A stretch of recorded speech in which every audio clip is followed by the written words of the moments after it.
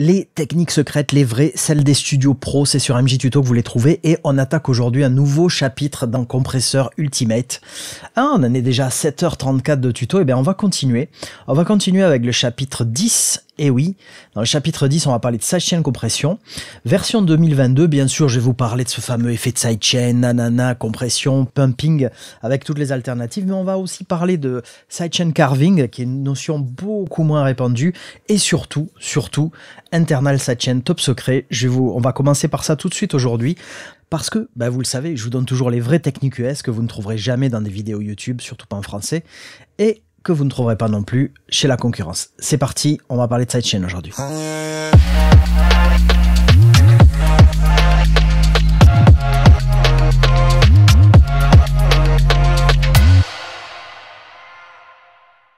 Et on attaque par ce qu'on appelle le sidechain interne, c'est-à-dire c'est un petit peu comme ça que sont nées les techniques de sidechain. Depuis des années, les compresseurs physiques comportent ce qu'on appelle une entrée sidechain. À l'arrière de la machine, vous allez trouver une entrée jack en général ou XLR, par laquelle vous pouvez rentrer un signal qui servira de détecteur au compresseur. C'est-à-dire qu'au lieu que le compresseur, admettons vous rentrez une loupe de drums dans ce compresseur, eh bien, au lieu que ce soit cette loupe de drums elle-même qui serve de détecteur pour les niveaux de compression, vous pouvez très bien, par exemple, rentrer autre chose, un autre instrument, ou que le kick, ou une vocale, ou une guitare, et dans l'entrée sidechain. Et donc, le compresseur ne va plus écouter vos drums, il va écouter cet autre instrument pour compresser vos drums, d'accord?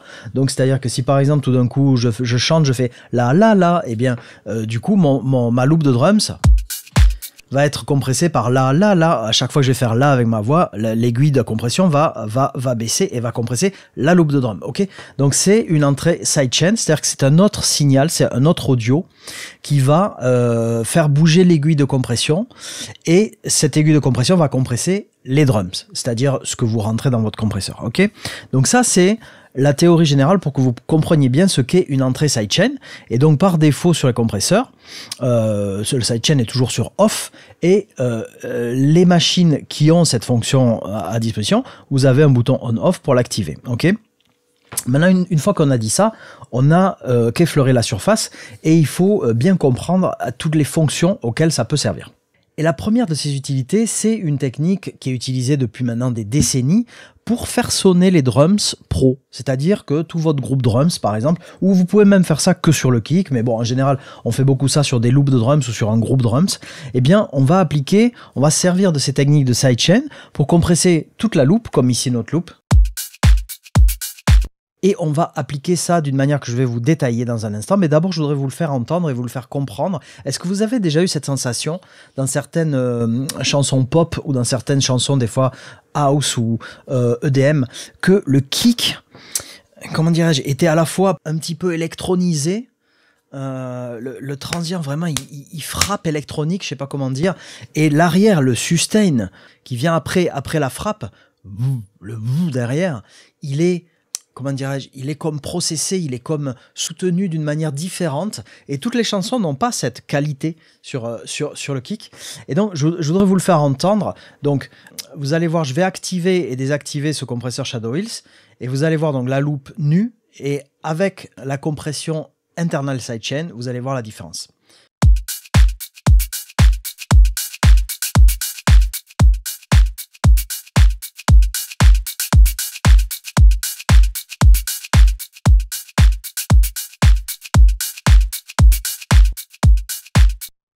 Est-ce que vous entendez cet effet où, certes, à la fois, c'est plus claquant, il y a la frappe a augmenté, on dirait même que ça a été équalisé, alors qu'il y a juste le compresseur. Hein.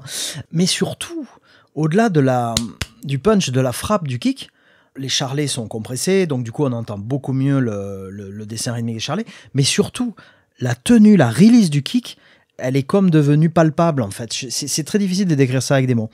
En tous les cas, en club ou sur des enceintes, c'est quelque chose qui se perçoit beaucoup plus sur des enceintes à fort volume que au casque par exemple. C'est vraiment la technique secrète pour que votre kick ou vos loops prennent ce côté club en fait. D'accord ?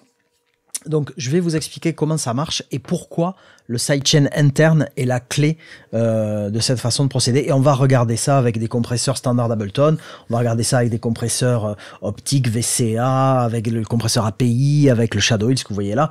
Et je vais vous montrer ça pas seulement sur des drums, je vais vous montrer aussi sur, par exemple, une guitare ou sur, par exemple, tout type en fait de sonorité autre que des drums. Ok, allez, c'est parti, je vous fais pas patienter plus longtemps. Show me the blue, your pretty eyes. Look at the star, boy, you shine like you